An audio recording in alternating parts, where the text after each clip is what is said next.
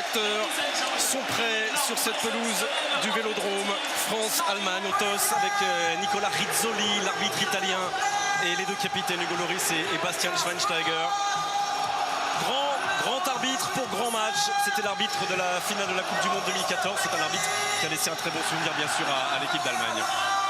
C'est parti. Le coup d'envoi donné par Antoine Griezmann. Dimitri Payet, il le garde ce ballon. Bien joué, et ça. il a retrouvé Matuidi qui cherche le Griezmann. Oh, si ça va au bout. Et la première frappe de cette rencontre sortie par Manuel Neuer. Ce n'est pas terminé pour l'équipe de France. Après cette première tentative Griezmann et en retrait, il n'y avait pas trop de possibilités, un peu moins de monde. Il y a le feu là, il y a le feu dans la défense allemande.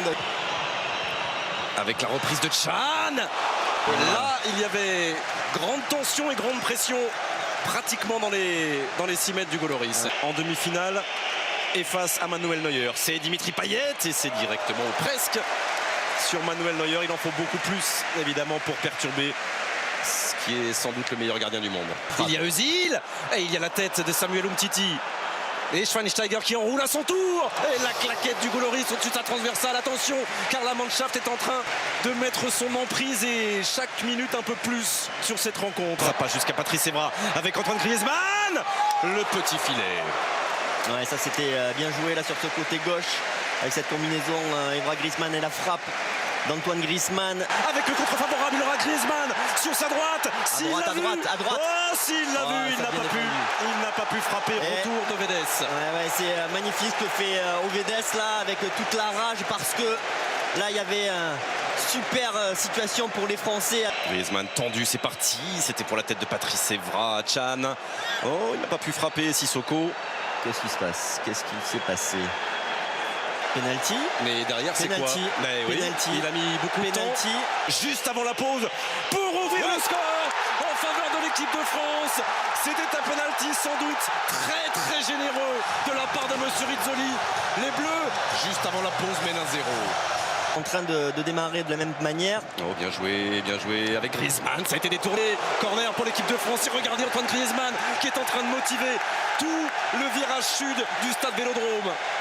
C'est de chercher une tête ou un pied dans cette surface. Neuer, Griezmann, Antoine Griezmann qui profite de l'erreur allemande et qui à la 72e minute vient offrir un second but aux Bleus. Encore un doublé, son 6e but dans cet Euro. Griezmann est tout en haut et les Bleus pour l'instant ont un orteil au final. Évidemment ils vont tout donner les Allemands avec cette première frappe. Oh là là, sorti par l'arrête, la tentative de Kimmich du pied gauche. Quel geste! Il y a Özil et il y a finalement cette magnifique frappe enroulée du jeune joueur de Dortmund. Jour de finale de l'Euro, Toni Kroos et une tête encore au-dessus de la transversale, la tentative de Vedes.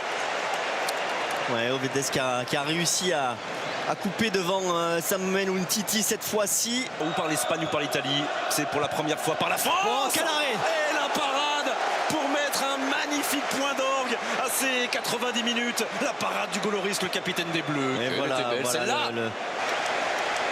Et Ronaldo Griezmann, ça va être un remake de la finale de la Ligue des Champions. C'est fini, et cette fois-ci c'est la bonne. Là c'est terminé, les Bleus sont en finale de l'Euro et viennent terrasser les champions du monde en titre 2-0. Que ce fut dur, mais qu'ils sont méritants et qu'ils l'ont